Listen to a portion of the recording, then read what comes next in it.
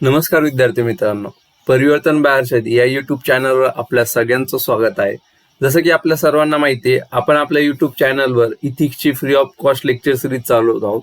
त्याचा ऑलमोस्ट 90% थेरीचा पार्ट आपण कव्हर केलेला आहे. तसंच केस स्टडीवर एक घाव दोन तुकडे या लेक्चर सिरीजमध्ये आपण केस स्टडी रिलेटेड 3 मेन लेक्चर पाहिलेले आहेत. त्याच्यात अजून 2 लेक्चर घेऊन आपण केस स्टडीची 5 लेक्चरची पॉवर पॅक लेक्चर सिरीज घेणार आहे. जेणेकरून हा 5 लेक्चरचा पंजा जर तुमच्या हातात आला ना तर युपीएससीच्या कोणत्याही केस स्टडीला तुम्ही फाईट देऊ शकता मित्रांनो. एवढं इन डेप्थ इन डिटेल आपण त्या लेक्चर सिरीज मध्ये घेतोय. तर त्याचबरोबर आज आपण जे आजचं लेक्चर पाहणार आहेत ना ते पण खूप जास्त क्रुशियल आणि महत्वाचं आहे मित्रांनो. कारण 1 ते 2 10 मार्कर हमखास युपीएससी मध्ये ह्या टॉपिक मधून विचारले जातात, जे की खूप जास्त फुलटॉस आहेत. त्याचबरोबर आजच्या लेक्चरचे जे पॉइंट आहेत ना ते आपल्याला केस स्टडी मध्ये लिहिण्यात पण खूप जास्त काम येणार आहे. मग तुम्ही म्हणता नेमकं सर आज असा कोणता टॉपिक तुम्ही घेणार आहेत का जो सेक्शन ए मध्ये भाग अ मध्ये तसंच आपल्याला केस स्टडी मध्ये पण खूप जास्त इम्पॉर्टंट आहे. तर मित्रांनो ते आपले टॉपिक कोणते आहेत तर ते आपले टॉपिक आहेत code of ethics, code of conduct आणि सिटीजन चार्टर. चाललं म्हणतात ना नीती संहिता, आचारसंहिता आणि नागरी सनद. आणि त्याचबरोबर आपण एक अजून एक्स्ट्रा टॉपिक घेणार आहे छोटासा, तो म्हणजे कार्यसंस्कृती, वर्क कल्चर म्हणून. का जेणेकरून ह्या सगळ्या टॉपिकवर सेक्शन ए मध्ये तुमच्यावर क्वेश्चन आला तुम्ही डायरेक्टली लिहू शकता. आणि केस स्टडी मध्ये ह्याचा कसा यूज करायचा ते पण मी तुम्हाला सांगेन. का एखाद्या ऑफिसमध्ये एखाद्या केस स्टडी तुम्हाला दिलेली आहे तर तिथे एखादा पॉईंट तुम्ही लगेच मेन्शन करू शकता का हे त्या ऑफिसच्या नीती संहितेच्या विरोधामध्ये जाणार आहे. किंवा आपण एखाद्या व्यक्तीवर कार्यवाही करायची असेल तर आपण जे आचारसंहिता दिलेली त्या कार्यालयाची त्याला लक्षात ठेवून कार्यवाही करायला पाहिजे. तर अशा प्रकारे आजचे टॉपिक हे खूप इझी, खूप होलसम आणि खूप जास्त इम्पॉर्टंट ठरणार आहे तुमच्यासाठी. तत्पूर्वी तुम्हाला सगळ्यांना विनंती का तुम्ही आपल्या युट्यूब चॅनलला सबस्क्राईब करा. परिवर्तन मराठी हे आपलं टेलिग्राम चॅनल आहे ते जॉईन करा मित्रांनो. तर चला करूया आजच्या रोमांचक लेक्चरला सुरुवात. त्याच्यातला पहिला टॉपिक आहे आपल्याला आजच्या लेक्चरचा तो म्हणजे कोणचा, नीती संहिता होय मित्रांनो. तर नीती संहिता यालाच कोड ऑफ इथिक्स अशा प्रकारे म्हणलं जातं. तर याची स्टँडर्ड डेफिनेशन जर पाहायची म्हणली का तुम्हाला पेपरमध्ये विचारलं का नीती संहितेबद्दल जर काही क्वेश्चन विचारलेला असला ना तुमच्याकडे ही रेडीमेड डेफिनेशन पाहिजे जेणेकरून तुम्हाला इंट्रो लिहिण्यास काही पण हरकत येता कामा नये. तर नीती संहिता आपण कशाला म्हणतो तर अधिकाऱ्याने प्रामाणिकपणे कार्य करण्यासाठी काही पायाभूत मूल्यांची संहिता म्हणजे नीती संहिता होय. का अधिकाऱ्याने प्रामाणिकपणे पारदर्शकपणे चांगलं कार्य करावं याच्यासाठी त्या संस्थेची काही पायाभूत मूल्य असतात मित्रांनो. जसं का एखाद्या संस्थेचं काय असू शकतं का अधिकारी हा एकात्मता असणारा असावा, इंटिग्रिटी असणारा असावा. तसंच अधिकाऱ्याने काय म्हणतात अनुकंपा ठेवून जे कस्टमर आहेत ज्यांची तो सेवा करतोय त्यांच्याबद्दल अनुकंपा, कंपॅशन ठेवून कार्य करावं. तर अशा प्रकारे ती काय होतीये का त्या कार्यालयाची ती एक नीती संहिता आहे. त्याच्यामध्ये असे ब्रॉड व्हॅल्यूज दिलेले असतात का तुम्ही हे मूल्य फॉलो करायला पाहिजे आपल्या कार्यालयामध्ये काम करताना. तर त्या मूल्यांची यादी म्हणजे काय नीती संहिता आहे. काहीच रॉकेट सायन्स नाहीये, सिंपल नावातच आहे नीती आणि संहिता. संहिता म्हणजे एक संच असतो, विविध घटकांचा संच म्हणजे काय संहिता आहे. आणि नीती नावातच आहे का नीतींची संहिता, का जी नैतिक मूल्य आहे आपली त्यांचा जो संच आहे त्यांची जी संहिता आहे तो म्हणजे काय नीती संहिता. तर अशा प्रकारे तुम्ही लक्षात ठेवू शकता. सिंपल लँग्वेज मध्ये स्वतःच्या भाषेमध्ये लक्षात ठेवायचं का कार्यालयाच्या ठिकाणी जी महत्वाची मूल्य असणार आहे त्यांचा जो संच आहे तो म्हणजे काय नीती संहिता आहे. अशा प्रकारे आपण नीती संहिता समजून घेऊ शकतो. तर याच्या पुढे जो महत्वाचा टॉपिक आहे जो युपीएससी बऱ्याच वेळा विचारते का नीती संहिता तर ठीक आहे, नीती संहिता काय हे लक्षात आलंय, पण नेमकं नीती संहितेचं महत्व काय, उपयोगिता काय, गरज काय, what is the need of having code of ethics at office or in organisation असं आपल्याला विचारलेलं असतं. मग इथं ते काय करतात युपीएससी काय करते मित्रांनो बऱ्याच वेळा क्वेश्चन मध्ये काय करते शब्दांचा खेळ करत असते. का हा तुम्हाला एखाद्या वेळेस काय विचारीन, नीड विचारीन का गरज काय नीती संहितेची, मग पुढच्या वेळेस काय विचारीन, इम्पॉर्टन्स विचारीन, आणि नंतर काय विचारीन, उपयोगिता म्हणजे युटिलिटी काय आहे ते विचारलं जाईल. आणि इथं स्मार्ट हॅक हाय, इथं स्मार्ट वर्क हे का ह्या तिन्हींचा आन्सर एकच आहे. फक्त युपीएससीने शब्दांचा खेळ करून काय केलंय, तुम्हाला फक्त तिथं ट्विस्ट करण्याचा प्रयत्न केलाय, तुम्हाला थोडा बाउन्सर टाकण्याचा प्रयत्न केलाय. तर अशा वेळेस तुम्ही पण लगेच अडॅप्ट होऊन जायचं, लगेच लक्षात घ्यायचं का इथं यांनी खालचेच पॉइंट विचारलेत, फक्त त्यांनी शब्दांचा खेळ केलेला आहे. मी ऑलरेडी एका व्हिडिओमध्ये सांगितलेलं आहे, जो आपला व्हॅलिडेशनचा एक व्हिडिओ झाला, युपीएससी काय करते, कंटेंट रिपीट करते. प्रश्न जरी रिपीट नाही झाला तर कंटेंट रिपीट होतो, तो अशा प्रकारे रिपीट होतो. काय, शब्दांचा खेळ केला जातो. काय एका वर्षी काय विचारलं जाईल, नीती संहितेचं महत्व सांगा. दुसऱ्या वर्षी काय विचारलं जाईल का नीती संहितेची गरज काय आहे आपल्याला. आता गरज आणि महत्वामध्ये फरक जास्त नाहीये मित्रांनो, कारण महत्व आहे म्हणून तर ती गरज आहे ना, बरोबर आहे का नाही. त्या हिशोबाने तुम्ही आन्सरला ट्विस्ट करून लिहायचं. तर नीती संहितेचं सगळ्यात पहिलं महत्व किंवा उपयोगिता काय मित्रांनो, तर अधिकाऱ्याला त्याची कृती योग्य आहे की अयोग्य हे ठरविण्यासाठी मापदंड प्राप्त होतात. का एखादी कृती करतोय अधिकारी, एखाद्या व्यक्तीला मदत करतोय, तर कार्यालयीन ठिकाणीची महत्वाचं मूल्य काय असतं, वैधानिकता. तुम्ही कायद्याच्या चौकटीत राहून कार्य करायला हवं, बरोबर आहे का नाही, लिगॅलिटी आपण म्हणतो. तर मग एखाद्या अधिकाऱ्याला एखाद्या व्यक्तीला मदत करायची असेल तर तो काय करण, ती जी नीती संहिता आहे त्याच्याशी स्वतःच्या कृतीला क्रॉस चेक करून पाहिल का हा मी कायद्याच्या चौकटीत मध्ये राहून कार्य करतोय ना, तर माझी कृती ही योग्य आहे. हा, जर मी कायद्याच्या चौकटीच्या बाहेर जाऊन कार्य करत असेल तर माझी कृती काय आहे, अयोग्य आहे. तर आपली कृती योग्य आहे की अयोग्य हे ठरविण्यासाठी अधिकाऱ्याला एक महत्वपूर्ण मापदंड कुठून प्राप्त होतं, नीती संहितेमधून प्राप्त होतं, कोड ऑफ इथिक्स मधून प्राप्त होतं. त्याचबरोबर दुसरं महत्वाचं उपयोगिता काय आपल्याला नीती संहितेची, का अधिकाऱ्यांमध्ये जबाबदारी व उत्तरदायित्वाची भावना निश्चित करते. तर एक तुम्हाला कोड ऑफ नीती संहिता दिलेली, कोड ऑफ इथिक्स दिलेलं आहे, तर हे काय करतं का जे कोणी अधिकारी वर्ग कार्य करत असेल ना, त्यांच्या मनात जबाबदारीची भावना निर्माण करण्याचा प्रयत्न करतं का, अरे आपल्या ऑफिसच्या कोड ऑफ इथिक्स मध्ये हे दिलंय, म्हणजे आपण अशा प्रकारे सेवा प्रदान केली पाहिजे लोकांना. त्याचबरोबर त्यांच्या मनात काय येतं, एक उत्तरदायित्वाची भावना पण निर्माण होते ना, का जर मी नीती संहिता फॉलो केली नाही, जर मी नीती संहितेची अंमलबजावणी केली नाही, तर माझ्यावर काय होऊ शकते, माझ्यावर कारवाई होऊ शकते. तर अशामुळे काय होतं, त्यांच्यामध्ये काय उत्तरदायित्वाची भावना निश्चित होते. तर अशा प्रकारे ही दुसरी महत्वपूर्ण उपयोगिता आहे.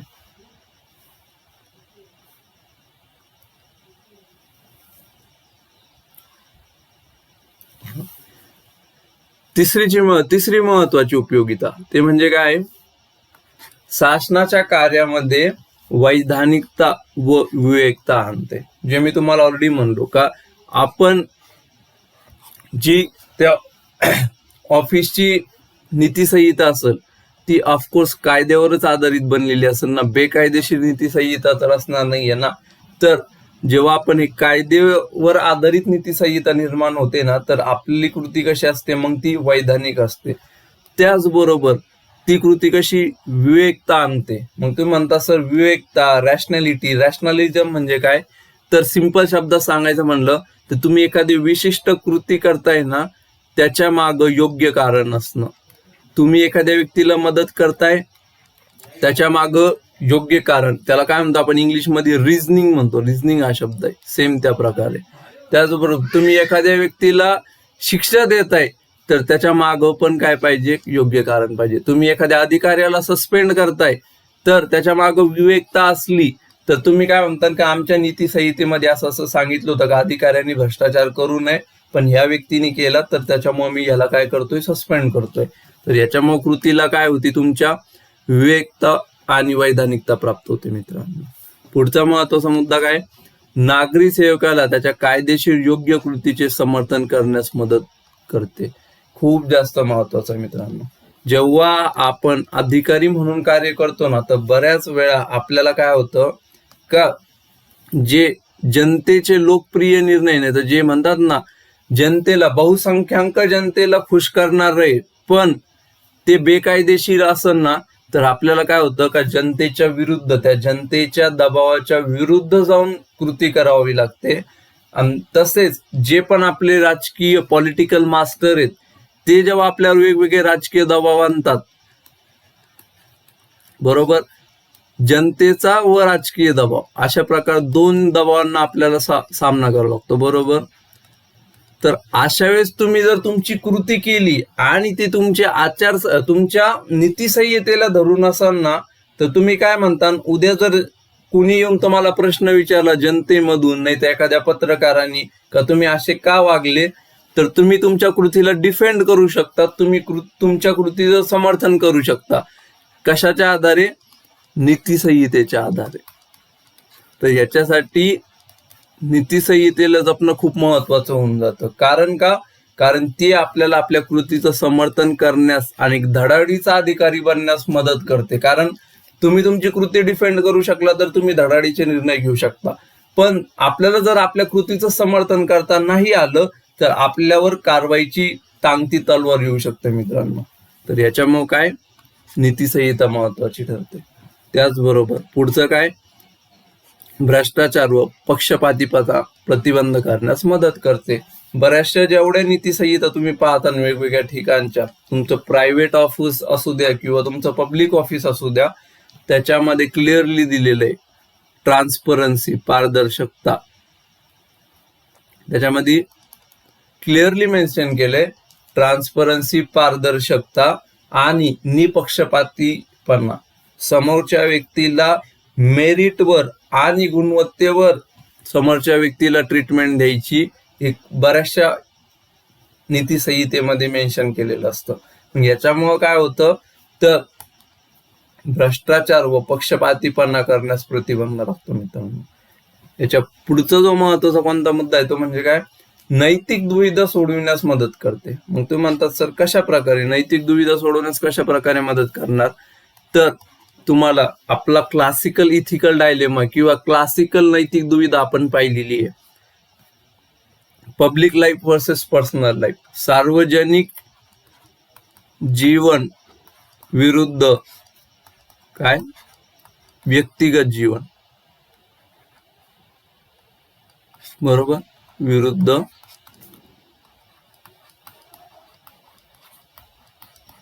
व्यक्तिगत जीवन, बरोबर. हे आपण बऱ्याच वेळा इथिकल डायलेमा पाहिलाय. तर बऱ्याच वेळा तुम्हाला असं होऊन जाईल का एकीकडे तुमचं कुटुंबाचं भलं दिसत असेल, कुटुंबाला वेळ देणं, कुटुंबाच्या जीविताचं संरक्षण करणं, आणि एकीकडे तुम्हाला सार्वजनिक हित, जनतेच्या हिताचा निर्णय घेणं, या दोन्हींमध्ये नैतिक दुविधा आल्यासारखं जाणवलं बऱ्याच वेळा.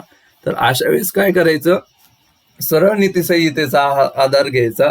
कारण नीतिसंहितेमध्ये काय सांगितलेलं आहे, बऱ्याचशा कार्यालयाच्या ठिकाणी, नंतर जो दुसरा प्रशासकीय आयोग असेल त्यांनी काय सांगितलेलं आहे का एका अधिकाऱ्याने नेहमी त्याच्या व्यक्तिगत हितापेक्षा सार्वजनिक हिताला जास्त प्राधान्य द्यावे. तर यांनी काय होईल, मग तुमचा डायलेमा लगेच, तुमची दुविधा लगेच सॉल्व्ह होऊन जाईल. का, माझ्या व्यक्तिगत हितापेक्षा काय सार्वजनिक हित महत्वाचं आहे, मला त्या दृष्टीने कार्य करायला हवं.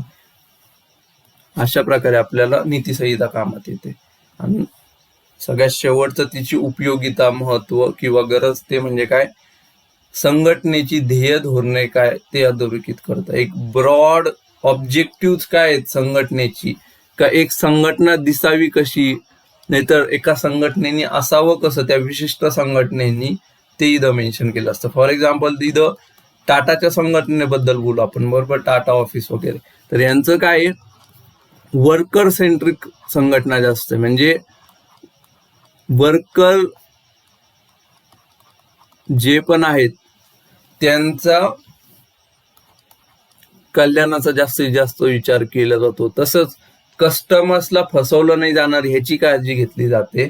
तर अशा प्रकारे तुम्हाला लगेच काय लक्षात येईल का, हा टाटांची नीतिसंहिता काय आहे, का वर्करचं लक्ष देणं, त्यांचं कल्याणाचं पाहणं, तसंच जे जास्तीत जास्त कस्टमर आहे आपलं त्यांचं हिताचं पाहणं, हे आपल्याला त्यांची ध्येय धोरणं निश्चित होतं.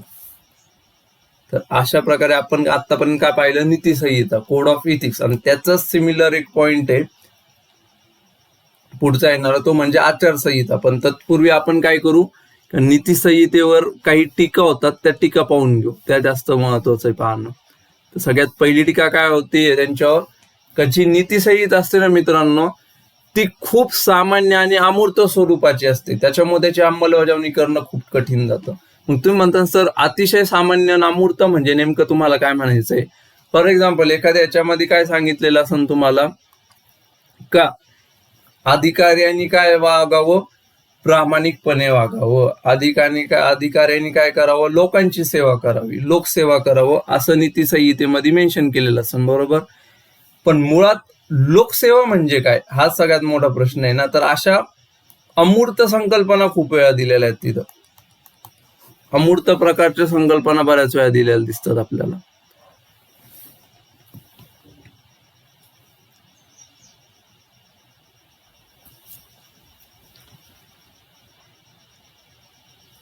दुसरं काय आहे, का नीतिशास्त्र जे आहे, नीती संहिता जी आहे ती काय, व्यक्तिनिष्ठ स्वरूपाची असून वेगवेगळे व्यक्ती त्याचा वेगवेगळा अर्थ घेऊ शकतात. जसं मी तुम्हाला आता बोलता म्हणलो, लोकसेवा करावी ही नीतिसंहितेमध्ये मेन्शन आहे. पण प्रत्येक अधिकाऱ्यासाठी, प्रत्येक व्यक्तीसाठी लोकसेवेचा अर्थ वेगवेगळा असेल ना. एखाद्याला काय वाटेल का मी 10 ते 6 ऑफिसचं काम केलं तर लोकसेवा झाली माझी. एखाद्याला काय वाटेल का नाही मी 6 नंतर पण थांबून लोकांसाठी काम केलं पाहिजे. हे प्रत्येकाचं त्या लोकसेवा या संकल्पनेकडं किंवा त्या नीतिमूल्याकडं पाहण्याचा दृष्टिकोन वेगळा असणार आहे. त्याच्यामुळे नीतिसंहितेचा एक अर्थ काढणं, अर्थ लावणं हे खूप जास्त अवघड होऊन जातं. अशी टीका नीतिसंहितेवर केली जाते. त्याचबरोबर काय, आपत्कालीन समस्येसाठी त्वरित उपाय पुरवत नाही. मी तुम्हाला म्हणलं ना, का नीतिसंहिता काय आपल्याला संस्थेची दीर्घकालीन ध्येय धोरणं निश्चित करून देतं, का दाखवतं का ह्या संस्थेची ध्येय धोरणं काय.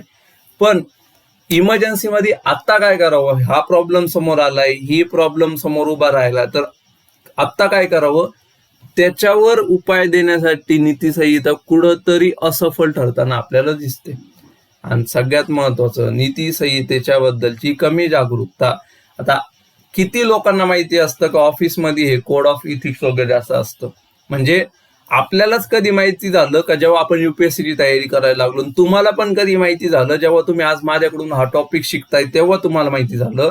तर सर्वसामान्य जनतेमध्ये याच्याबद्दल काय जागरूकता असेल विद्यार्थी मित्रांनो, का नीतिसंहिता पण असते, आचारसंहिता पण असते, नागरी सनद पण किती लोकांना माहिती नाहीये का, असा काहीतरी कन्सेप्ट आहे. तिथं फंडामेंटल प्रॉब्लेम काय आहे, लोकांमध्ये त्याच्याबद्दल जागरूकताच नाहीये. आणि लोकांना जर माहिती नसेल, लोकांना त्या गोष्टींबद्दल जर जागरूकता नसेल, नागरी सनद झालं वगैरे, तर लोक त्या अधिकाऱ्यांना उत्तरदायी कसं धरणार मित्रांनो, हा सगळ्यात मोठा प्रश्न उभा राहतो ना.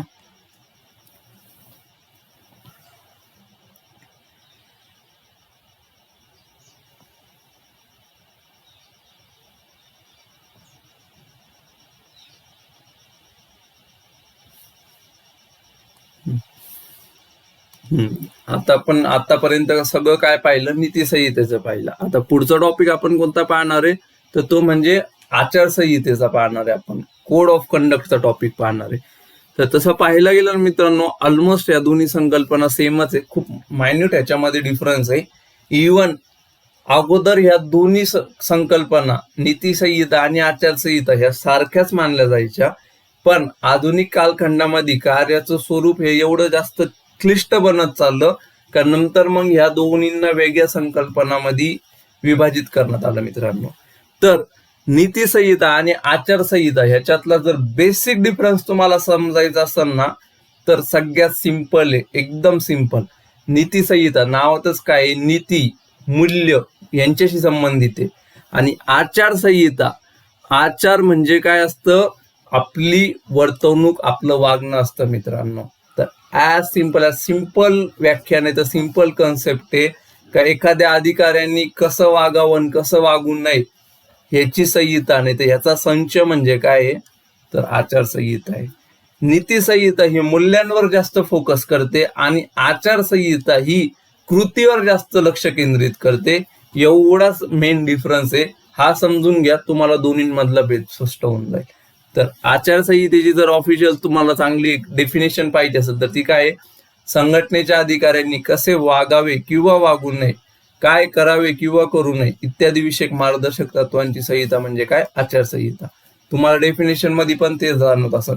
कृतीवर भर आहे, तिथं मूल्यांवर भर होता का कोणते मूल्य फॉलो करायला पाहिजे आणि इथं ऍक्च्युअल कशा प्रकारे कृती करायला पाहिजे याच्यावर अधिक भर आहे. तर याला आपण काय म्हणतो, आचारसंहिता म्हणतो.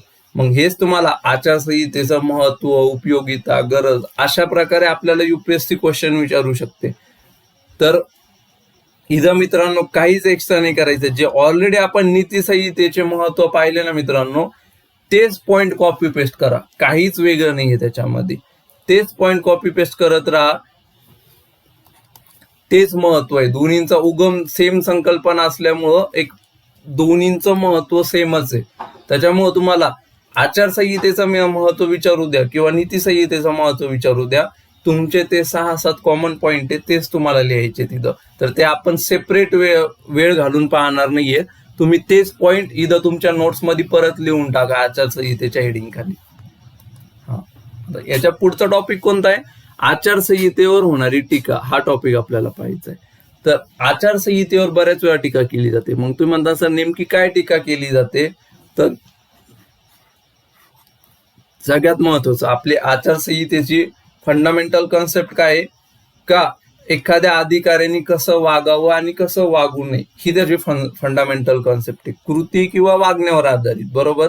का एखाद्या विशिष्ट परिस्थितीमध्ये अधिकाऱ्यांनी अशा प्रकारे वागलं तर योग्य राहील, या परिस्थितीमध्ये अधिकारी जर असा वागला तर तो अयोग्य राहू शकतो.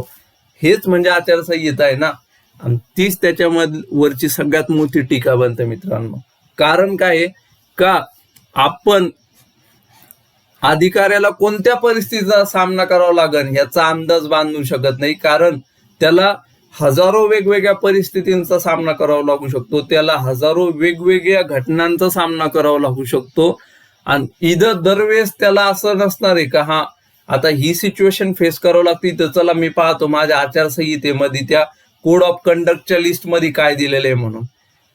याचं कारण काय आहे का, त्या कोड ऑफ कंडक्ट मध्ये एक लिमिटेड सिनेरियोज दिलेले असतील, तुम्हाला लिमिटेड परिस्थिती दिलेल्या असतील का हा असं घडलं तर असं करावं. पण अधिकारी डे टू डे लाईफ मध्ये त्याच्या दैनंदिन जीवनामध्ये ज्या सिच्युएशन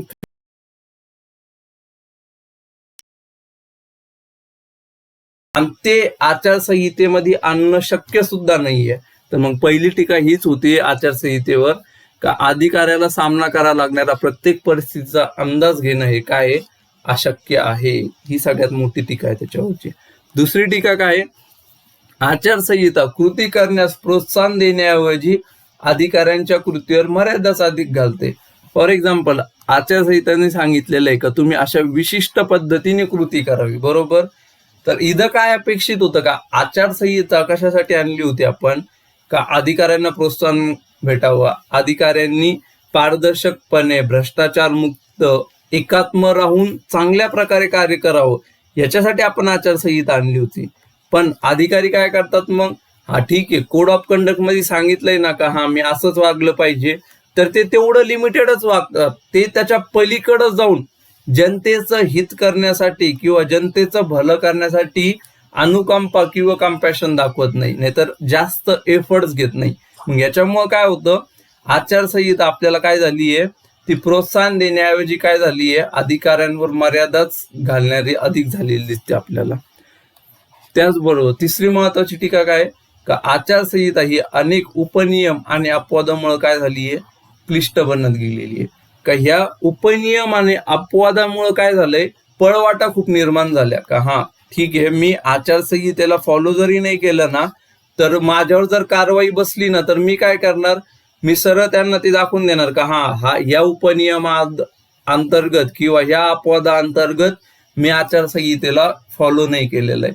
तर अशा प्रकारे आचारसंहिता ही खूप जास्त क्लिष्ट बनत गेलेली आहे. पुढची टीका काय, ही खूप क्लासिकल टीका आहे मित्रांनो. तुम्ही नीती संहितेला पण लावू शकता, तुम्ही नागरी सनदचा टॉपिक असेल त्याला पण लागू करू शकता, आणि इन जनरल तुमचा गव्हर्नन्सचा नाही तर कशाचा पण GS 1, 2, 3 चा टॉपिक असेल ना तिथं ही टीका लिहू शकता तुम्ही का सर्व खात्यांसाठी एकच आचारसंहिता लागू होऊ शकत नाही. याचा एक जनरल पॉइंट तुम्हाला सांगतो.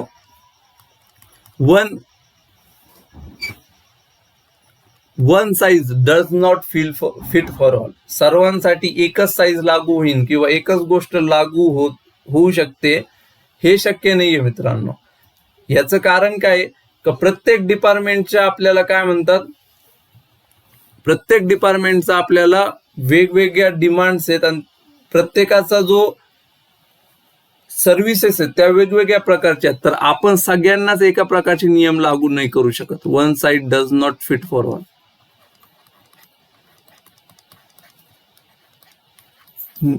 आचारसंहितेचं पण तेच मित्रांनो. आता सध्या काय चुकतंय माहितीये का, मेजरली सगळ्या डिपार्टमेंटला सेमच प्रकारची आचारसंहिता दिलेली आहे का हा तुम्ही अशा प्रकारे वागावं.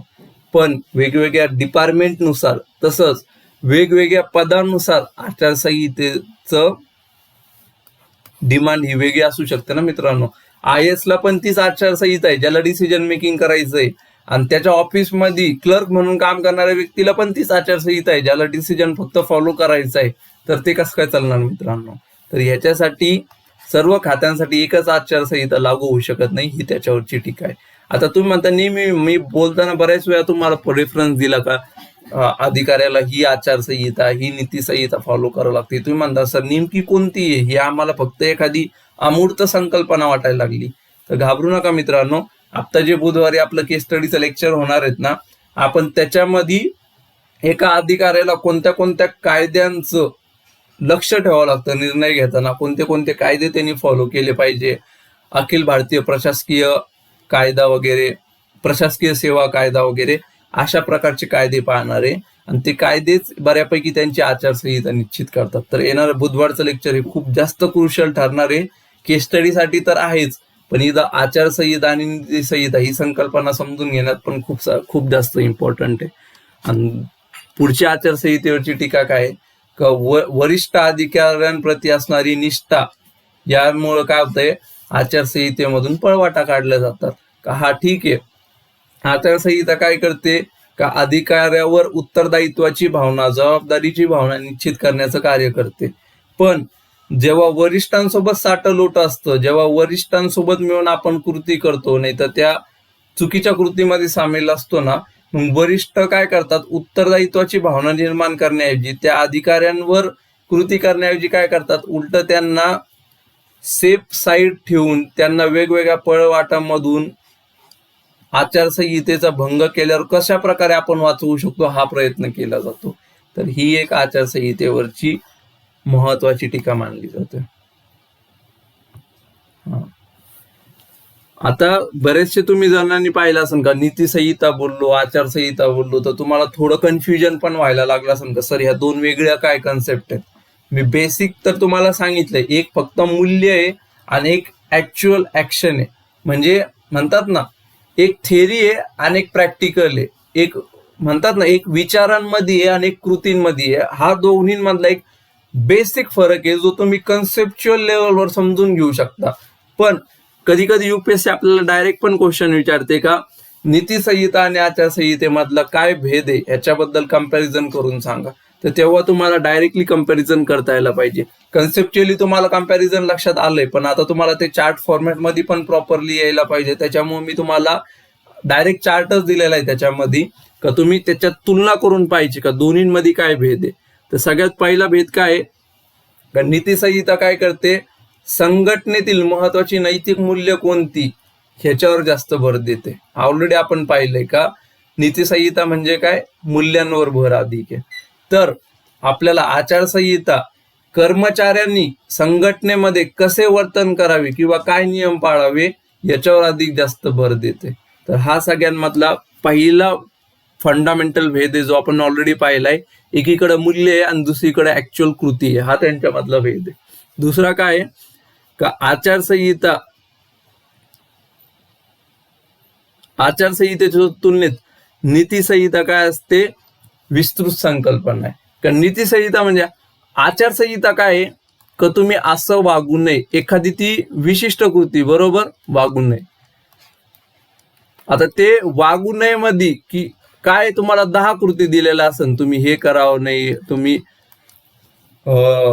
लाच घ्यावा नाही, तुम्ही एखाद्या व्यक्तीला फेवरेटिझमच्या चक्करमध्ये कामात जास्त मदत करू नये किंवा त्याला प्रेफरन्स देऊ नये, अशा 10 कृती दिलेल्या असतील तुम्हाला वागू नये मध्ये.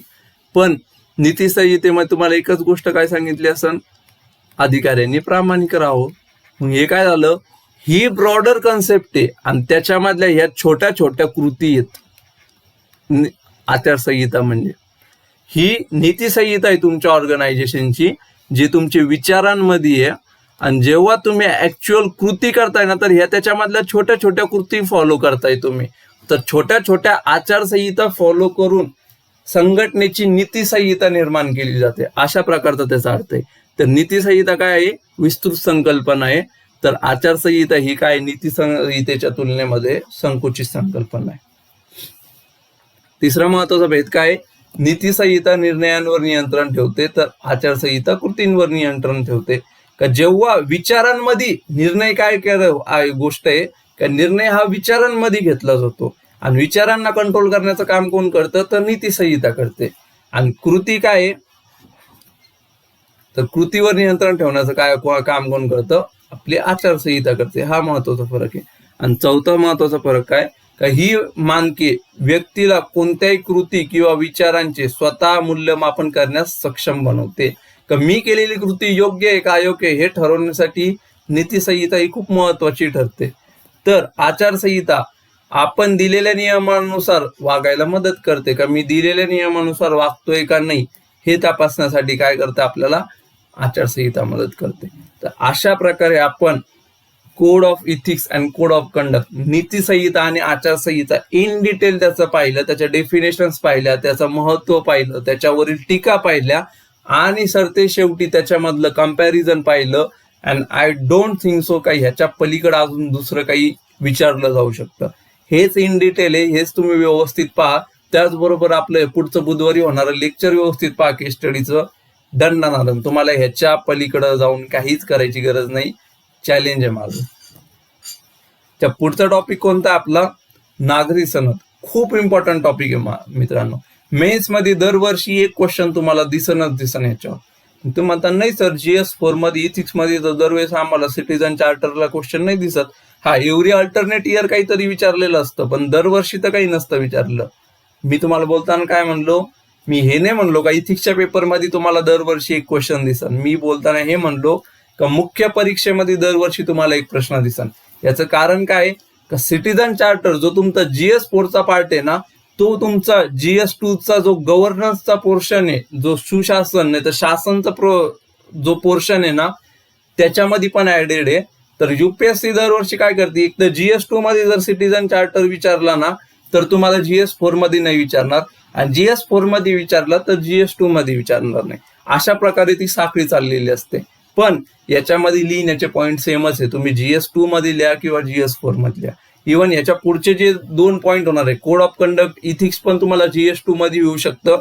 आणि याच्या पुढे जे आपण टॉपिक पाहणार आहे पुढचे थेरीचे, भ्रष्टाचार झालं, प्रोबिटी इन गव्हर्नन्स, ते तुमचं गव्हर्नन्सचं पोर्शन पण बऱ्यापैकी कव्हर अप करतं. तर हे जे सिटीजन चार्टर नागरी सनदचा टॉपिक आहे ना, तो तुमचा GS2च्या पर्स्पेक्टिव्हने खूप जास्त इम्पॉर्टंट आहे. तर एका 10 मार्करची हमी तर तुम्हाला एकाच क्वेश्चन मधून भेटणार आहे मित्र, एकाच टॉपिक मधून भेटणार आहे. तर तुम्ही हा टॉपिक व्यवस्थित समजून घ्या आणि तो इन डिटेल करून घेण्याची जबाबदारी माझी आहे. तुम्हाला या पुढच्या स्लाइड मध्ये दिसलच का आपण तो किती डिटेल मध्ये करून घेतलाय. पण तत्पूर्वी आपण एक छोटासा 1 मिनिटाचा ब्रेक घेऊया.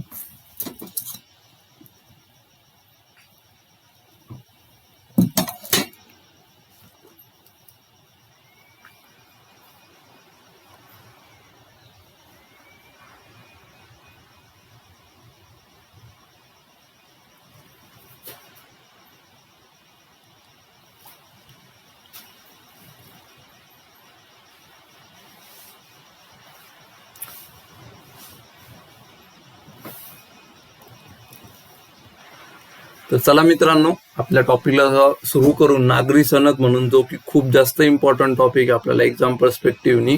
तर त्याच्यावर तुम्हाला सिंपल जर काही क्वेश्चन विचारला ना, तर एक आपला इंट्रोडक्शनचा अप्रोच ठेवा.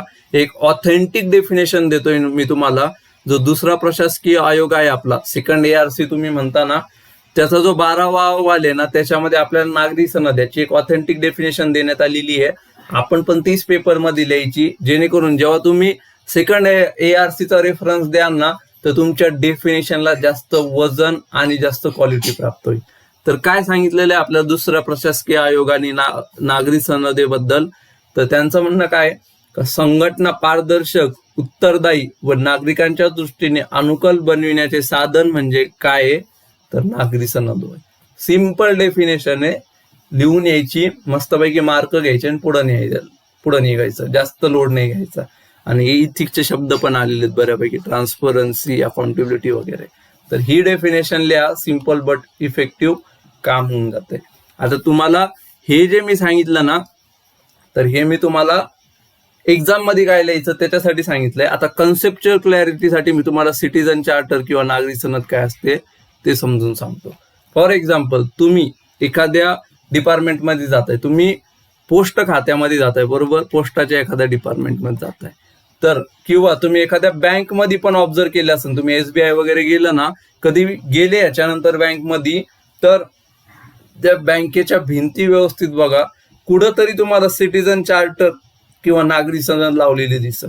आणि ते नागरी सनद म्हणजे नेमकं काय असतं किंवा काय त्याच्यामध्ये दिलेलं असतं, तर नागरी सनद म्हणजे एक ती विश्वासार्हता आहे का आमच्याकडून ज्या ज्या तुम्हाला सेवा देण्यात येणार आहेत ना, त्या या दर्जाच्या असणारे, त्या एवढ्या दिवसात देण्यात येणारे, याची आम्ही तुम्हाला हमी देतो.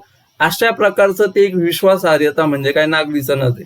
तुम्ही SBIच्या बँकमध्ये गेले नाही तर तुम्ही पोस्टामध्ये दिले, तर तुम्हाला एक नागरी सनद तिथं दिसल आणि तिथं काय लिहिलेलं असेल का आम्ही एवढ्या दिवसात हे काम करून देतो, एवढ्या दिवसात हे होऊ शकतं.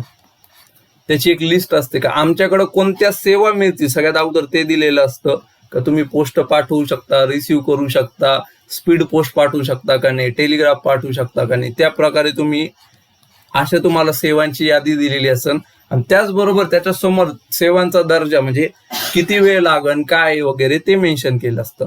म्हणजे स्ट्रिक्टली असं अपेक्षित आहे ते मेन्शन केलं जावं, तिथं बऱ्याच जागी केलेलं नसतं पण ते अपेक्षित आहे केलं जावं. तर अशा प्रकारची नागरी सनद असते का नागरिकांना त्या विशिष्ट कार्यालयामध्ये काय अपेक्षा ठेवावी नागरिकांनी या कार्यालयाकडून ते नमूद केलेलं असतं आणि त्याला आपण काय म्हणतो, नागरी सनद. आणि हा पर्सनली माझा खूप फेवरेट टॉपिक आहे मित्रांनो, कारण दिसायला नाही तर वाचायला खूप साधी सोपी सिंपल संकल्पना आहे मित्रांनो, पण जेव्हा तुम्ही जर IAS अधिकारी बनले ना मित्रांनो, तर ही एक संकल्पना तुमच्या जिल्ह्यामध्ये क्रांती घडवून आणू शकते. काहीच काम नका करू दुसरं, तुमचं ठीक आहे पॉलिटिकल प्रेशर हे ते सगळं असू द्या बाजूला, काही वेगळं नाही, एखादे मोठे घोटाळे बाहेर नका आणू तुम्ही फक्त काय करा, सिटीजन चार्टर नागरी सनद तुमच्या जिल्ह्यामध्ये इफेक्टिव्हली प्रभावीपणे इम्प्लिमेंट करा. तुमच्या जिल्ह्याचं कायापलट झाल्याशिवाय राहणार नाही. तर तिथं काय करायचं, तुम्ही सगळ्या तुमच्या कर्मचाऱ्यांना जेवढे ऑफिस आहेत तुमच्या तालुका स्तर जे म्हणजे ग्रामपंचायतीपासून त्या जिल्हा स्तरापर्यंत सगळ्यांना एकच सूचना काढायची का प्रत्येकाने नागरी सनद लावायची आपल्या ऑफिसमध्ये आणि ती प्रत्येक ह्याच्यामध्ये मोठ्या बॅनरमध्ये लावा आणि ती दर्शनीय भागामध्ये असू द्या तुमच्या कार्यालयाच्या. त्याचबरोबर तुम्ही काय करा का प्रत्येक तुमच्या जिल्ह्यामध्ये जे आपण पाहतो ना विविध स्पीकर घेऊन नाही तर भोंगे घेऊन ते रिक्षावाले अनाउन्समेंट करत असतात बघा, तर तुम्ही तसे अनाउन्समेंट करायला लावा का प्रत्येक कार्यालयामध्ये नागरी सनद ठेवण्यात आलेली आहे आणि तुम्ही ती सनद वाचायची नागरिकांनी जाऊन. आणि त्या प्रकारे जर तुम्हाला सेवा भेटली नाही तर तुम्ही सरळ डिस्ट्रिक्ट ऑफिसला कंप्लेंट करायची किंवा तुमचा जो लोकल तहसीलदार आहे त्याच्याकडे कंप्लेंट करायची. तर तशी कंप्लेंट आल्यावर त्या कंप्लेंटची शहानिशा केली जाईल आणि संबंधित त्या कार्यालयाचा अधिकारी, तो सेतू अधिकारी असू द्या नाही तर कोणताही अधिकारी असू द्या, त्यांनी जर त्या नागरी सनदेचं फॉलोअप घेतलेला नसेल तर त्याच्यावर विशिष्ट कारवाई केली जाईल. एवढं जरी तुम्ही केलं ना मित्रांनो, तुमचं प्रशासन असं टाईट झालेलं असं लगेच का हा नाही आपण आता उत्तरदायित्व आहे. आणि लोक पण जाऊन म्हणते का बघा दाखवा कुठे नागरी सनद कुठे आहे आम्हाला दाखवा. आणि नागरी सनदेमध्ये जर तिथं मेन्शन असेल का आम्हाला हा जन्माचा दाखला, आम्हाला हा मृत्यूचा दाखला, नाही तर आम्हाला ही जी शिधापत्रिका भेटणार आहे ती 3 दिवसात भेटायला पाहिजे, तर तो आपण नाही का त्या अधिकाऱ्याला वटणीवर नाही धरू शकत का 3 दिवसात माझं काम कर, त्याच्यापेक्षा जास्त लागत असेल ना तर तुझ्या कामामध्ये हलगर्जी पण नाही. बऱ्याच वेळा अधिकारी काय करतात मित्रांनो, भ्रष्टाचाराचं पसरायचं सगळ्यात मेन कारण काय आहे का, जे काम एका दिवसात होणार आहेत ना, हे काय करतात 10-10 दिवस त्याला पेंडिंगला ठेवतात. मग लोकांची टेंडन्सी काय बनती, अरे माझं काम तर अर्जंट आहे, मला आत्ता लागते, 10 दिवसानंतर होऊन पण काही उपयोग होणार नाही, मग एक काम करतो, याला एक 100ची हिरवी पत्ती पास करतो, माझं काम होऊन जाईल. याला एक 500ची पत्ती पास करतो, 500ची नोट देतो, माझं काम अर्जंटमध्ये होऊन जाईल. वास्तविक ते काम एका दिवसातच व्हायला पाहिजे होतं ऑफिशियल प्रोसिजरनुसार, पण यांनी काय केलं, त्याला दिरंगाई केलं, ह्याला टाळलं 10 दिवसांसाठी. मग नागरिकांमध्ये काय टेंडन्सी झालं का, ठीक आहे जाऊ दे, 100-200 गेले तर काय हरकत आहे, पण माझं काम लवकर व्हायला पाहिजे. म्हणजे तुम्ही एक गोष्ट ऑब्झर्व करणार मित्रांनो, 100-200 रुपये दिल्यानंतर ते काम एका दिवसात होतंय, म्हणजे ते काम एका दिवसात होण्यासारखं होतं ना मित्रांनो. पण त्या अधिकाऱ्यांनी ते केलं नाही, म्हणजे प्रॉब्लेम काय, त्याला पैशाची अपेक्षा होती, मग त्याच्यामुळे तो टाळाटाळ करत होता. जैसा पैसा भेटला काम लगेच होतंय, म्हणजे मशिनरी काम करतीये, पण ह्यांना काय पाहिजे, भ्रष्टाचाराचं इंजिन ऑइल पाहिजे. हे इंजिन ऑइल नाही मित्रांनो, हे कॅन्सर आहे भ्रष्टाचार म्हणल्यावर. तर अशा वेळेस तुम्ही काय करू शकता, तुमच्या जिल्ह्यामध्ये नागरी सनदेचा खूप इफेक्टिव्ह यूज करू शकता. मग आता तुम्ही म्हणता सर त्याचा इफेक्टिव्ह यूज आम्ही का करायला पाहिजे, तर त्याचं महत्व लगेच मी खाली मेन्शन केलंय. तुम्हाला उद्दिष्ट, महत्व या 3 वेगळ्या नावावर क्वेश्चन विचारला जाऊ शकतो, पण आन्सर तुम्हाला हेच लिहायचंय. काय उद्दिष्ट नागरी सनदेचे किंवा महत्व काय, तर सगळ्यात अगोदर ते काय करतं, दर्जा काय आहे ना ते मेन्शन केलेलं असतं, का तुम्हाला आमच्या जवळून ज्या सेवा मिळणार आहेत त्यांचा दर्जा अशा प्रकारचा असणार आहे. तर याच्यामुळे काय होऊन जातं, जेव्हा आपल्याला लक्षात येतं का इथं आपल्याला A+ क्वालिटी भेटली पाहिजे, बरोबर आहे का नाही, आणि जेव्हा आपण ऍक्च्युअल पाहतो तर तिथं B किंवा C ग्रेडची, C लेवलची क्वालिटी भेटत असेल, तर आपण लगेच त्यांना काय करू शकतो, वठणीवर धरू शकतो, त्यांच्याबद्दल कंप्लेंट करू शकतो. याच्यामुळे काय होऊन जातं, नागरिकांसाठी ज्या सेवा आहेत ना त्यांचा दर्जा सुधारण्यास मदत होते नागरी सनदेमुळे. दुसरं काय, मानके, स्टँडर्ड्स प्रस्थापित होतात का, त्या संस्थेद्वारे कोणत्या सेवा देणे अपेक्षित आहे आणि त्या कोणत्या प्रकारच्या, कोणत्या क्वालिटीच्या दिली गेले पाहिजे ना, त्याच्याबद्दल स्टँडर्ड्स इस्टॅब्लिश होतात, त्याच्याबद्दल मानके निर्माण होतात मित्रांनो.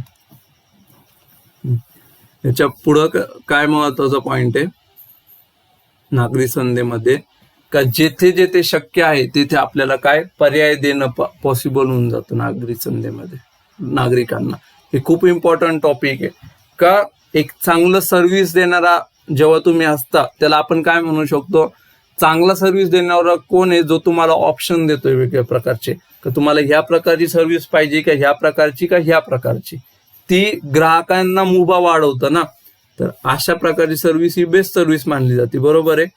तर जेव्हा सिटीजन चार्टर, जेव्हा नागरी सनद आपण जेव्हा पब्लिश करतो ना, तेव्हा मग आपण काय करतोय, जे आपले सेवा उपभोक्ते त्यांना काय करतोय, वेगवेगळे ऑप्शन पर्याय देतोय, का हा आमच्याकडे ही पण सेवा आहे, ही पण सेवा आहे, आता तुम्ही सांगा तुम्हाला कोणत्या प्रकारची पाहिजे. तर काय होतं, लाभधारकांना पर्याय उपलब्ध होऊन जातो. त्याचबरोबर पुढं महत्वाचा पॉईंट काय आहे, का उत्तरदायित्वाची भावना निर्माण होणे.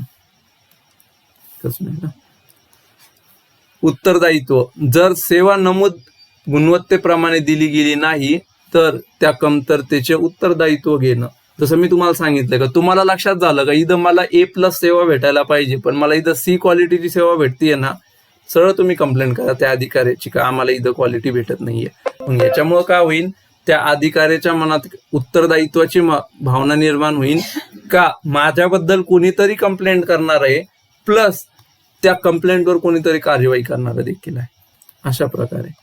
आणि सिटीजन चार्टरमध्ये एक सगळ्यात मोठा इम्पॉर्टंट ऍस्पेक्ट काय, तक्रार निवारण यंत्रणाबद्दल माहिती असणं. का त्या सिटीजन चार्टर बद्दल पूर्ण डिटेलमध्ये माहिती दिली गेली असते किंवा दिली गेली पाहिजे, का तुमची तक्रार कशा प्रकारे तिचं निवारण व्हायला पाहिजे.